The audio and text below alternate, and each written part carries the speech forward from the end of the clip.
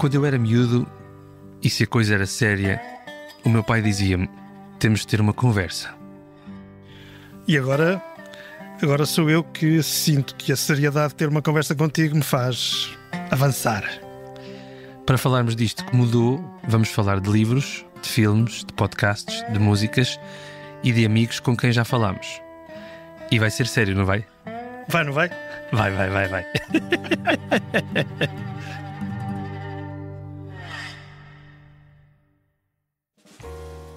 O meu nome é Manuel Pureza, tenho 40 anos e sou, até prova em contrário, filho do meu pai. E eu, que sou pai do meu filho, tenho 65 anos, portanto, quando ele nasceu, eu tinha 25. Exato. Pai, eu acho que nós temos de ter uma conversa sobre uma coisa que, francamente, mudou de forma, diria, monstruosa entre a minha geração e a tua, e é a noção de ócio. Ou seja, o poder não fazer nada. Sim. E fazer disso uma coisa é para uns um luxo, para outros um desespero. Sim. E acho que isso é a única coisa que se mantém entre as nossas gerações. Exatamente. A ver quem olhe para isto como um desespero. Eu lembro-me quando ficava de férias, os 2 primeiros dias, 3, eram um terror para a minha mãe. Eram de profunda depressão. Sim, não, era um terror para a minha mãe porque eu não tinha nada para fazer. Era profunda pressão. Pressão. Sim. Pressão sem dúvida, porque eu não aguentava a ideia de estar parado, não é? Pronto. Pois. E não havia, como haverá hoje nas crianças, nada diagnosticado de distúrbio. Eu só não gostava de estar parado. Tu tinhas de tomar, nunca tomaste Ritalina, que eu sei. Não, nunca tomei Ritalina, nunca tomei. Tinha uma irmã chamada Rita. Não, vamos perguntar o que é que tu tomaste. Sim, não tomei grande coisa. Olha essa, por amor de Deus. Sim, tomaste o autocarro. Não, mas a verdade é que esta ideia de não fazer nada é engraçado. Eu, quando te sugeri que tivéssemos uma conversa sobre isto, pensei imediatamente na quantidade e fruto do tempo que vivemos, sobretudo pós-pandémico, não é? Isso. Nas aulas em que eu dou a aspirantes e consagrados atores e atrizes, não é rara esta ideia de que a pandemia nos mudou, mas que ainda não falámos nada sobre isso, não é? Na arte. Pois. Pronto. E eu acho que a pandemia também veio pôr aqui a descoberto esta necessidade da saúde mental, em primeiro lugar, e quando tu olhas, e isto para fechar aqui o meu parênteses grande, quando tu olhas para toda a malta que fala do mindfulness e do equilíbrio e enfim, toda a gente fala da importância de haver períodos em que não se faz nada, em que tirar um período do teu dia para não fazer nada, nem mesmo para pensar, só para respirar, não é? A coisa da respiração é fundamental. Não é isso exatamente que é o ócio, mas que há um paralelismo entre equilíbrio, saúde mental e haver períodos de absoluta inatividade é uma coisa que me parece... Sim, sem querer entrar em grandes abstrações, eu acho que tu tens razão em primeiro lugar em dizer que nesse terreno houve mudanças muito significativas. Talvez ao longo desta conversa possamos identificar algumas das principais. Tens razão nisso. Mas, na verdade, esta coisa a que chamamos ócio, portanto, o ter um tempo de total desocupação, não é? Sempre foi uma referência esquisita na minha vida. E, portanto, nos 65 anos que levo de vida, sempre tive essa noção de que há ali um qualquer destempo que vale a pena ter em conta. Ocupar o tempo é uma coisa que faz parte, digamos assim, desde sempre que eu me conheço, digamos assim, de um código de vida certa, não é? De maneira de ser acertada, não é? E creio que esta categoria do ócio como um tempo totalmente livre, um tempo, enfim, para estarmos connosco próprios, um tempo por exemplo, de contemplação, ou um tempo de vazio, é qualquer coisa que não casa com a maneira como fomos organizando as nossas sociedades. Tu tens razão quando dizes que a pandemia foi um passo adiante, ou proporcionou um passo adiante brutal nesta forma de ver as coisas, do tempo que tem que estar permanentemente ocupado. E porque é que eu acho que a pandemia, enfim, propiciou isso? sobretudo porque, estando em casa, estando confinados ao espaço doméstico, digamos assim, passámos a ser sujeitos de uma diluição quase total entre o tempo de trabalho e o tempo de não trabalho. Passámos mais do que estávamos, já estávamos, mas passámos a estar mais do que estávamos ligados ao mundo do trabalho ou ao mundo do negócio, ou seja, da negação do ócio, a tempo inteiro. A tempo inteiro. E, portanto, essa disponibilidade a tempo inteiro, não é? 24 horas por dia, praticamente, passou a ser uma regra, tem sido cada vez mais uma regra que é tida como é que eu ia dizer? Como virtuosa pelo mundo da organização do trabalho, pelo mundo da organização da economia e da sociedade. E, portanto, o ócio passou a ser uma espécie de escândalo. Ou melhor, não é passou a ser, é cada vez mais, porque ele já era escandaloso há muito tempo.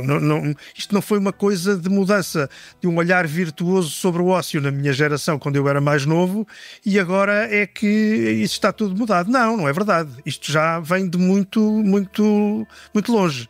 Agora, eu acho que o tempo que estamos a viver é um tempo de radicalização por várias razões. Esta é uma delas, ou seja, a ligação 24 horas por dia ao mundo do negócio, da negação do ócio, a disponibilidade 24/7, eu acho que é uma radicalização brutal dessa, como é que eu ia dizer, dessa desqualificação até moral do ócio, não é? Mas o ócio... Diz. Não, eu estava a pensar numa coisa engraçada, que é, nós estamos a falar de uma nova geração, não é? Ou seja, essa geração pós-pandémica, uma nova geração de trabalhadora que começa a trabalhar por essa altura. Sim. E que nós sentimos a mudança no paradigma de trabalho, da maneira de trabalhar, né? Ou seja, trabalhar a partir de casa. Depois já não há regras de horas, um gajo entra nas horas da família a trabalhar, etc. Enfim, essa nova geração. Mas em relação às nossas gerações, eu fui pesquisar o que é que o dicionário Priberan diz sobre... Já trazias isto armadilhado. Sim. Querias ter uma conversa séria, mas já tinhas o argumento todo. Mas eu sou sempre assim, já me devias conhecer. Quer dizer, quando eu nasci, tu tinhas 25 anos, como acabaste mesmo de dizer. Portanto, vê se te acalmas. Aí houve logo o que eu tenho a dizer. Então, o ócio é definido como, em primeiro lugar, nome masculino, está certo, ok? Vagar, folga, repouso, preguiça, mandriice, falta de trabalho. E depois, a última de todas, depois de falta de trabalho, é ocupação agradável. Pois, em momentos de folga. Mas tudo o resto é de uma carga moral punitiva. Sim, mas eu até sinto, por acaso acho interessante estás a falar desse período pós-pandémico, porque eu sinto que para a tua geração a hipótese da preguiça é muito mais condenável do que a minha. Ou seja, a minha passou, ou seja, a preguiça na minha...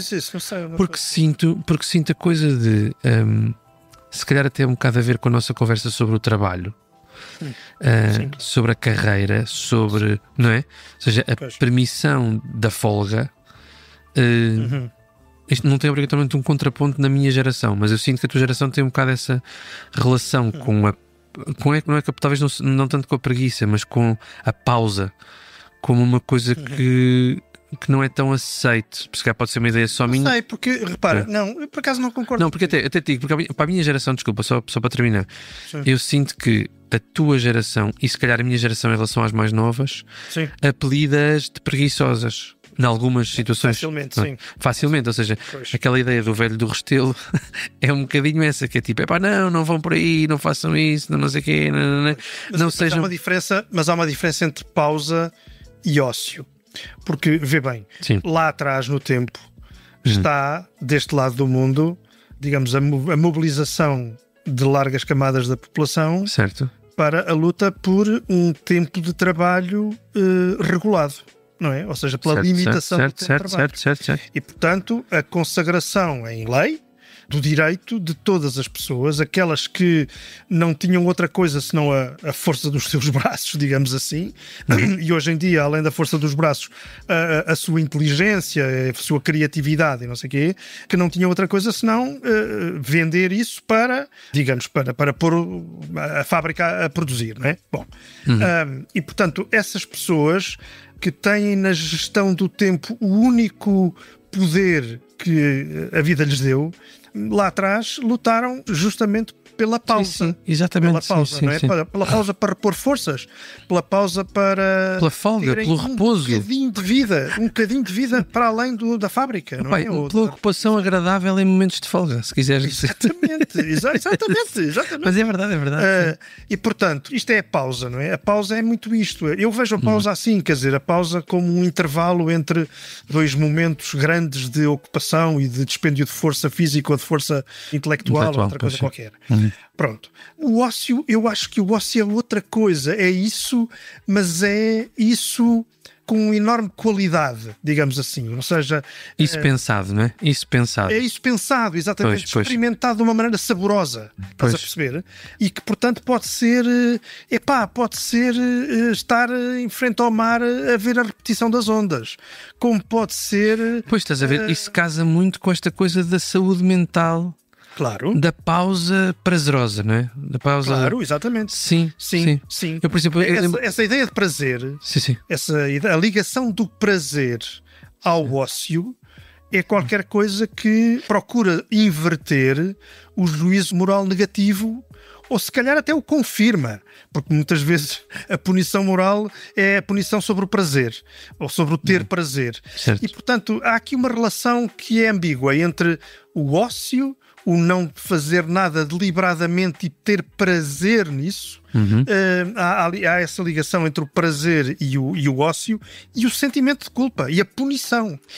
Não quero armar em psicanalista que não sou, mas acho que essa ligação existe muito, ou seja, essa desconsideração social, económica e moral de ter um tempo para, como diz uma canção muito bonita, wasting time, quer dizer, gastar o tempo. Certo, e esta ideia de gastar o tempo, não é?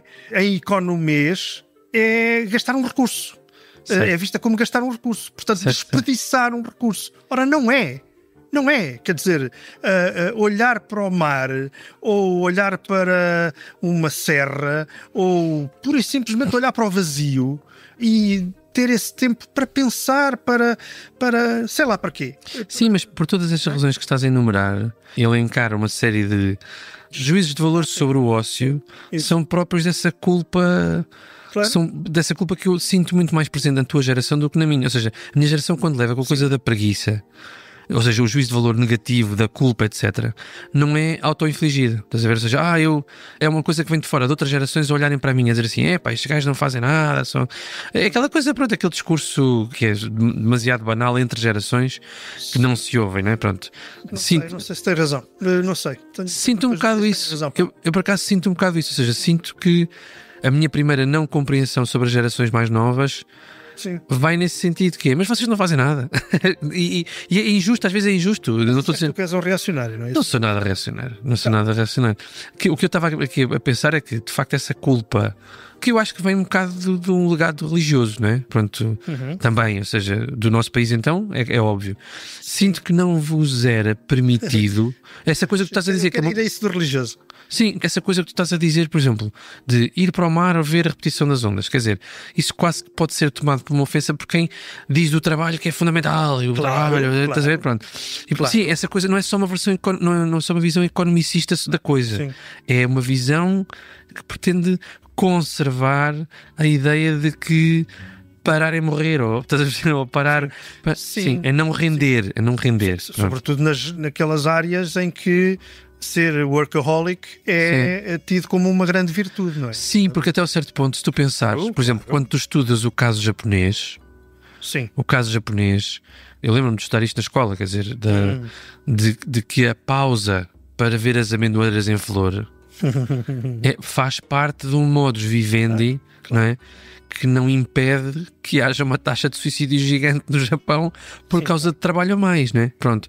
Mas parece que há uma espécie de compreensão, de compreensão da importância que é tu passeares com a tua família. Por exemplo, esta coisa desta minha paixão recente sobre a Dinamarca, não é? Ou pela Dinamarca. A coisa de, por exemplo, os miúdos não terem trabalhos de casa, porque o trabalho é na escola. A casa é para repouso, nem que seja estar com a família a conversar. Ou seja, até um certo ponto nós começamos, acho que a minha geração, e acho que deve ter sido talvez, se não a primeira, mas enfim, muito próximo disso, a primeira a pensar na verdadeira importância da contemplação. Para aquilo do religioso, pá. Sim, isso é importante. Porque é uma coisa um bocadinho, como sempre, estas coisas são muito contraditórias. Sim. Eu estava-me a lembrar que das narrativas mais belas que eu conheço é a narrativa da criação do mundo. Que é uma narrativa... Já sei nem que tu vais. Sim. Porque ele teve mesmo de descansar. Não, exatamente. Ou seja, há todo digamos, um acumular de tarefas que são colocadas pelaquela narrativa do Gênesis em Deus, não é? Deus esforça-se imenso para criar tudo e mais um par de botas e vai, dia após dia, esgotando-se, digamos assim, nessa criação. E depois chega um momento e para. E vê que é bom. A narrativa do Gênesis diz: e Deus viu que aquilo era bom. Pois. E pronto, e parou, e não há mais nada. E esta suspensão do tempo ocupado para ter um momento de conclusão, que é, ou até de culminar, que é o da contemplação da obra feita, ou da contemplação da obra feita por outros, não é? Certo. Para fruir da sua beleza, para fruir da sua gentileza, etc., não é? Para ver as amendoeiras em flor. Quer dizer, isso não acrescenta apenas lirismo. E o lirismo é uma coisa que pode ser muito boa, mas acrescenta humanidade. Acrescenta humanidade à coisa. Certo, sem dúvida. Pronto. E, portanto, retira... Portanto, isto...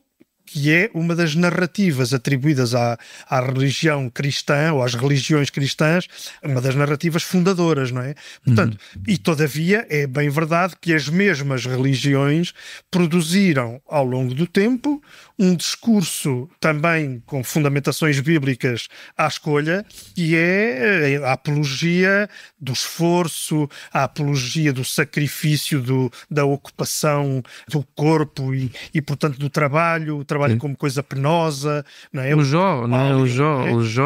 Não, o Jó era outra coisa. Tu não sabes nada disso. Sei. Não sabes nada. O Jó não tinha nada a ver com isso. Tinha.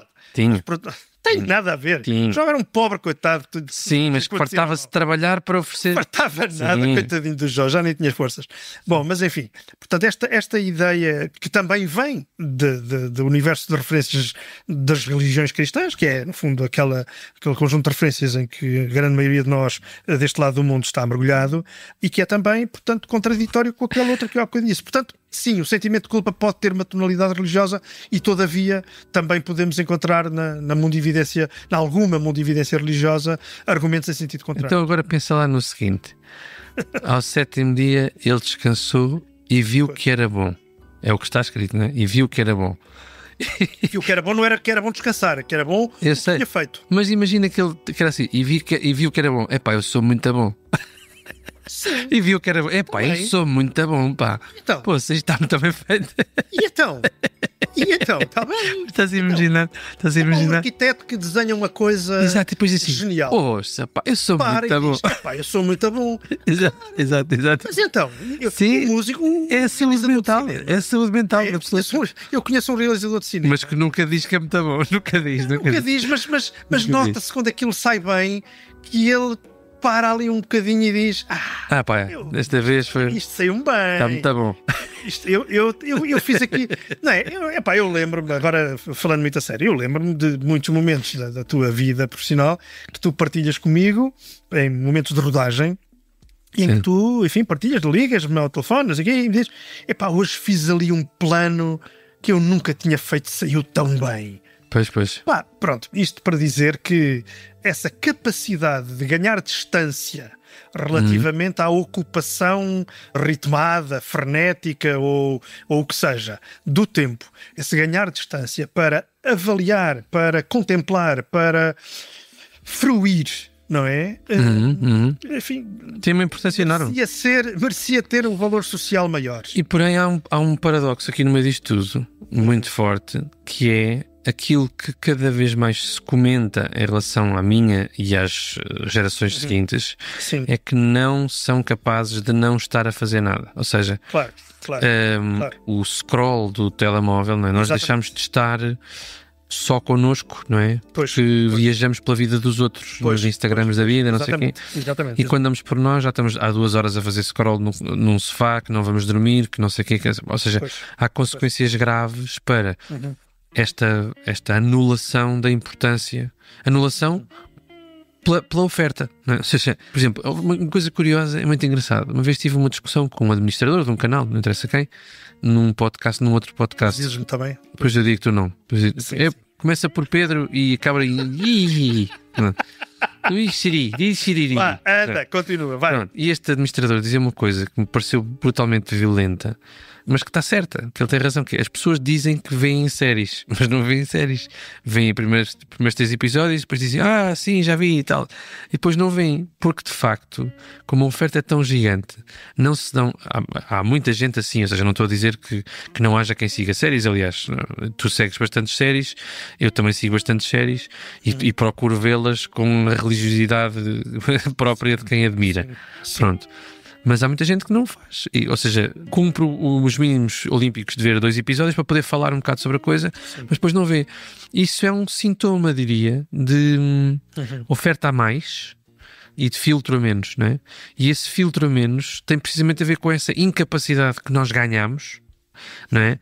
De não saber estar dedicados a uma coisa, inclusive à coisa de parar. Pronto, ok, agora vou ler um livro. Ler um livro pode ser uma coisa de... Ou seja, um momento... Como é que deixa cá ver o dicionário outra vez? Uma ocupação agradável em momentos de folga, não é? Ler um livro. Mas estar no telemóvel, há muita gente que já diz que... mas é o meu momento de pausa. Mas o teu momento de pausa não é propriamente para estar a receber informação daquela forma. Quer dizer, pronto, não... Isso é uma coisa... Na verdade, eu acho que a digitalização do ócio é um fenómeno que nos últimos anos ganhou uma dimensão brutal, não é?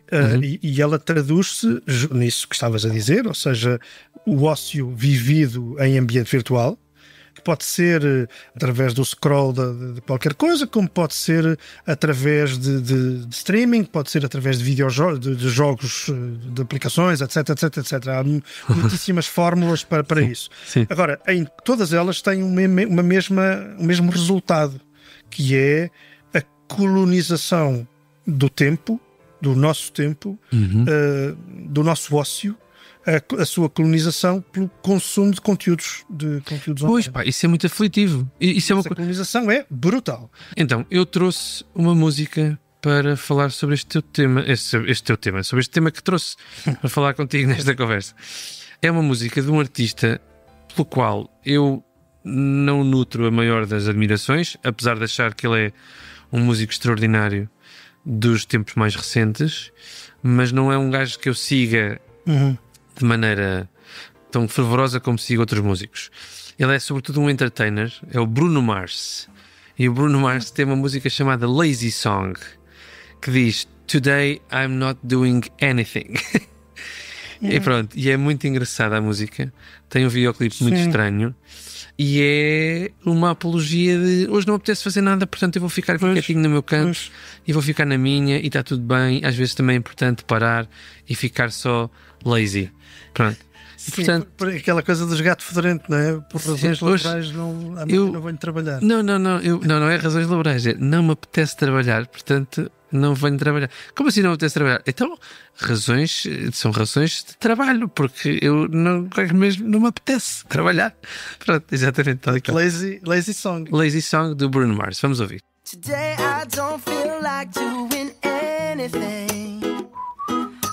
I just wanna lay in my bed. Don't feel like picking up my phone, so leave a message at the song, 'cause today I swear I'm not doing anything.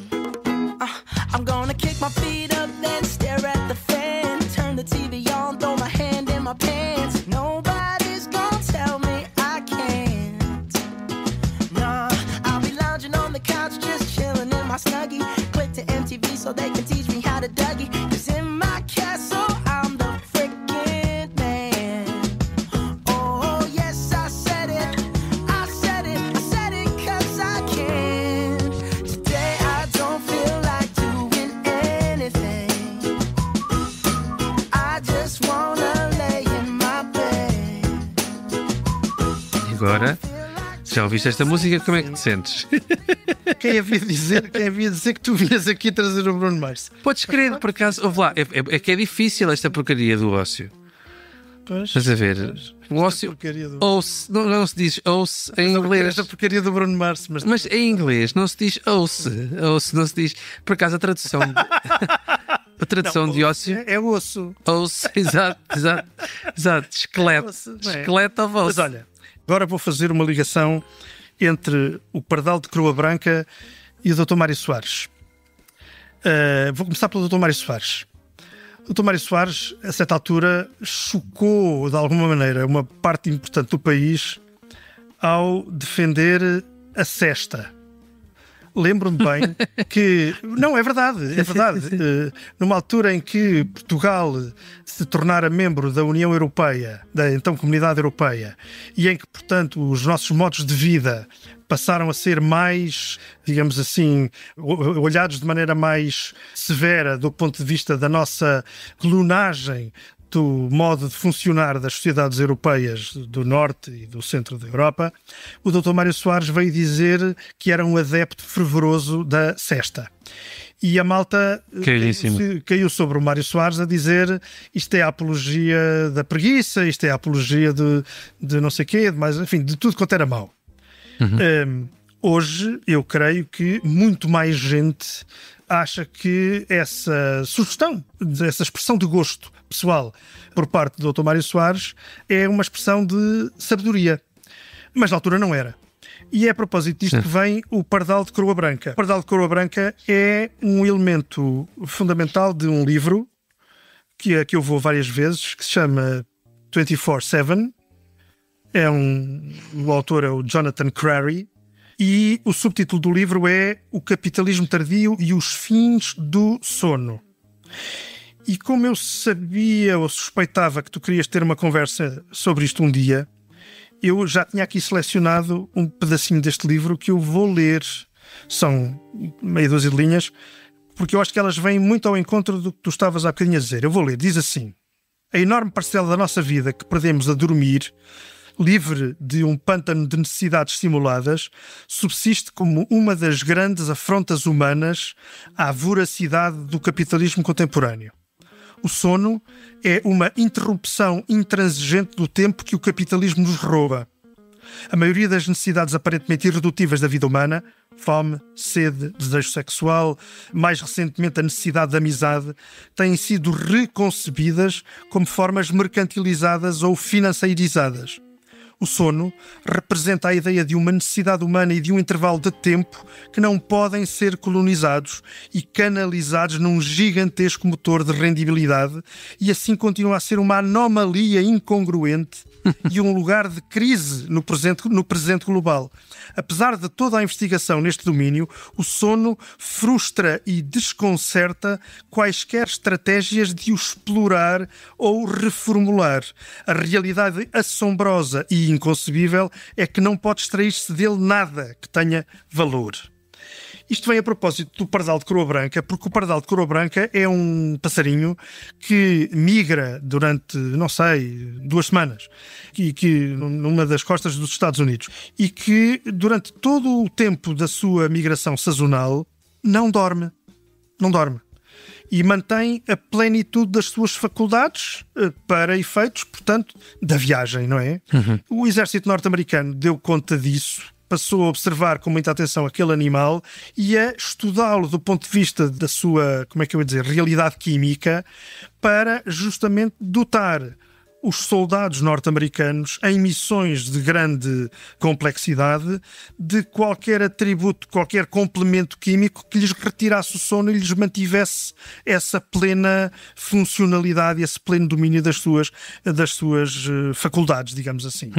E isto diz muito, eu acho que esta é uma metáfora, como é que eu ia dizer, aterradora, daquilo que é cada vez mais a nossa relação, ou aquilo que cada vez mais somos obrigados a ter como relação com o ócio. E o sono é, por definição, acho eu, a expressão máxima do ócio, porque é o não fazer nada mesmo. Só estás a respirar e a regenerar células, não estás a fazer rigorosamente mais nada. Os sonhos fazem parte disso. E, portanto, é nesse sentido que eu acho que o Crary tem muita razão ao dizer que é uma afronta o sono, o estar sem fazer nada a dormir, a sesta do Dr. Mário Soares, na verdade. É justamente isso, é uma afronta a um modo de funcionar da sociedade que não concebe, do ponto de vista económico, do ponto de vista social e cultural e do ponto de vista moral, volto a isso, não concebe a hipótese de um tempo de não produção. E, portanto, lembrei-me disto justamente quando aqui há tempos disse eu acho que o meu filho vai querer ter uma conversa comigo sobre o ócio, deixa-me aqui simbolizar esta coisa. Sim. E tu sentes, por exemplo, que sentes alguma culpa quando, ou seja, apesar de conseguirmos salientar a importância do ócio, sentes alguma culpa de não produzir? Ou seja, se sentes... Sim.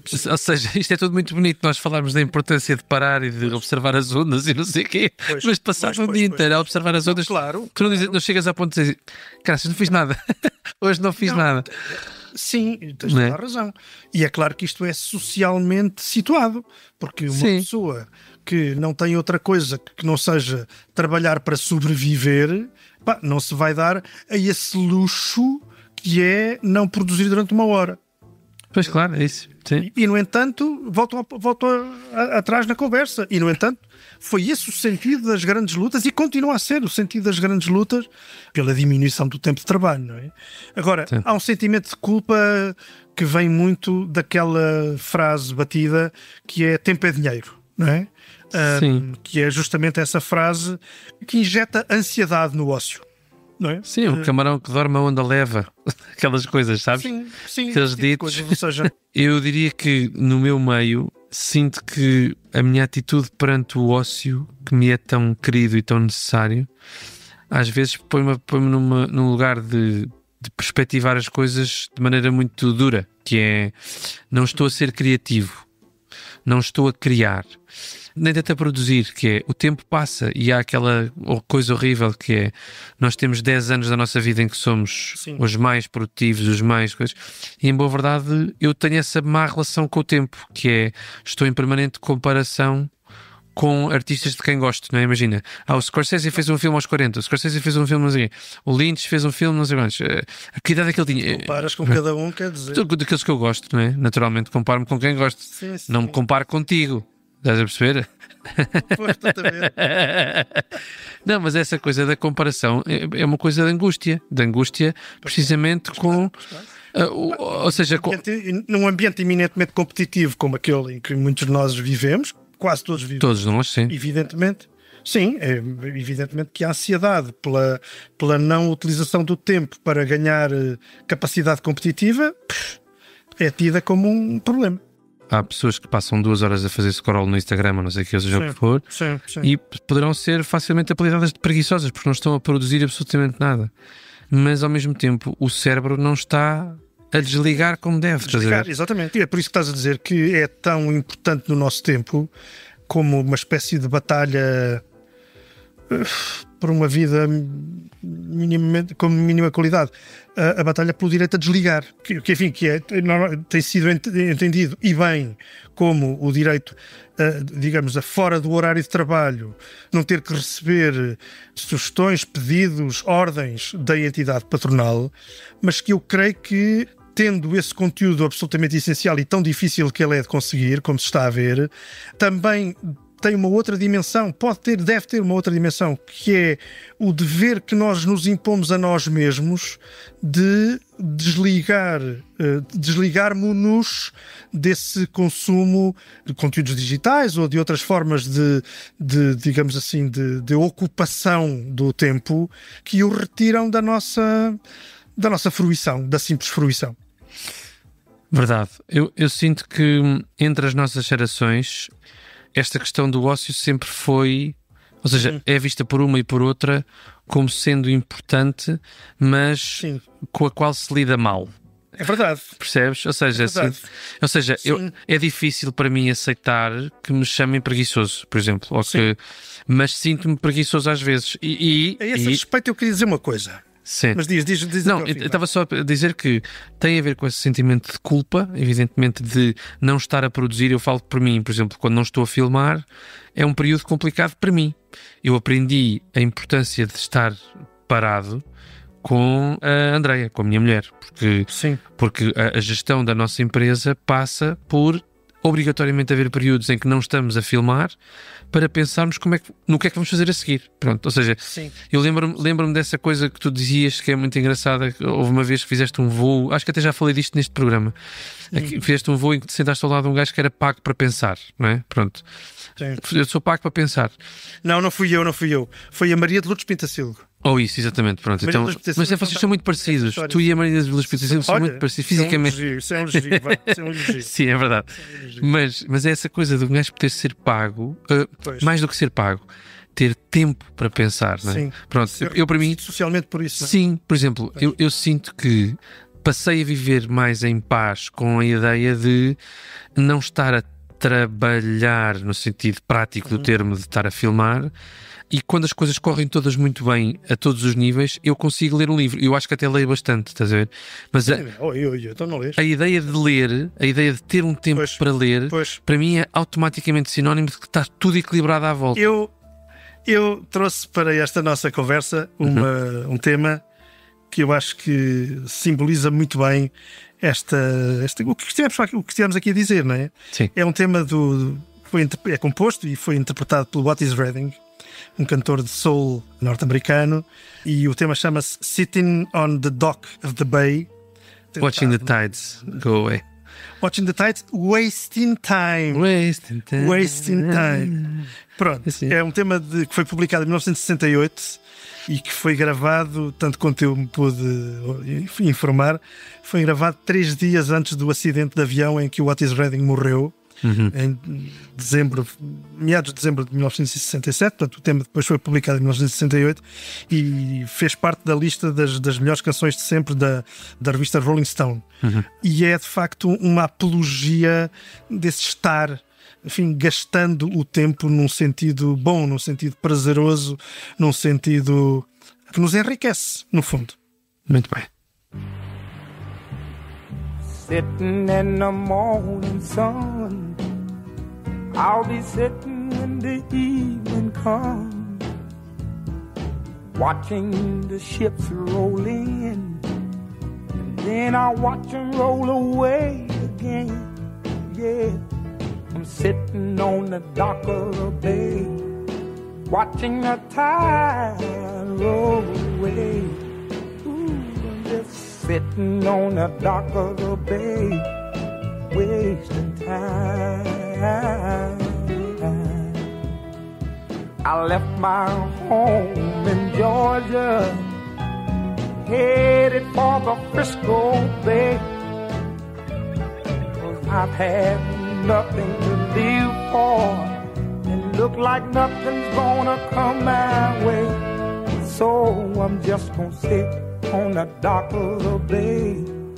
É uma incrível música esta, é um tema fantástico. Aliás, há uma versão dos Pearl Jam desta música muito fixe. Sim, não sabia disso. O Eddie Vedder canta isto ao vivo. Não sabia disso. Porque o Otis Redding... Só nos fica bem, pá.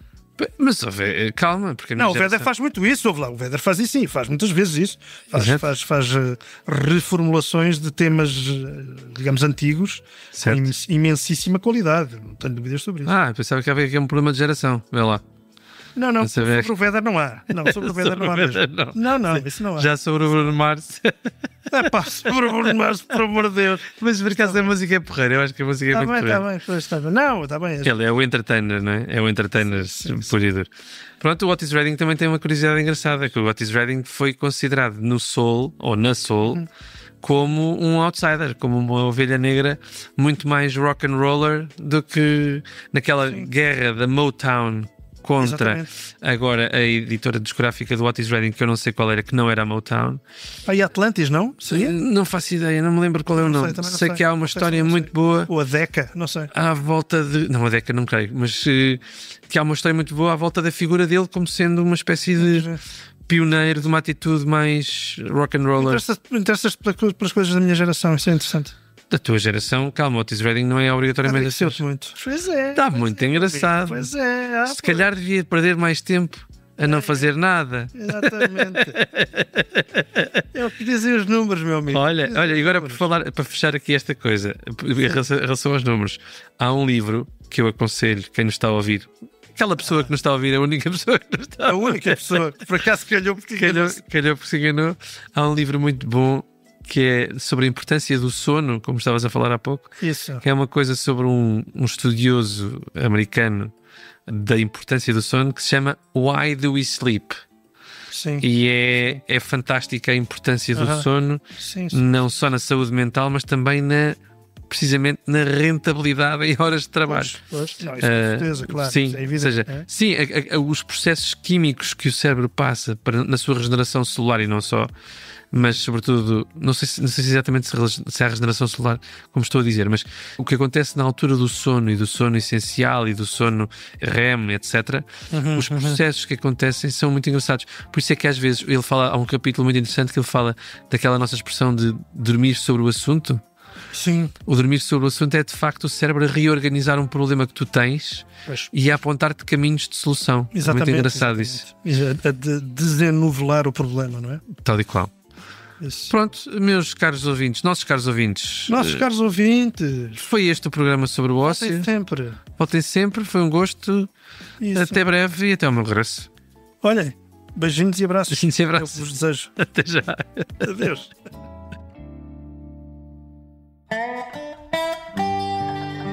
Temos que ter uma conversa. É um podcast realizado com enorme gozo por Manuel Pureza e por José Manuel Pureza. A pós-produção de áudio está a cargo da equipa da Billy Boom Sound Design.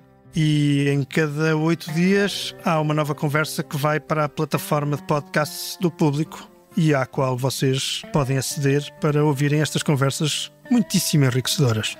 Mesmo incríveis.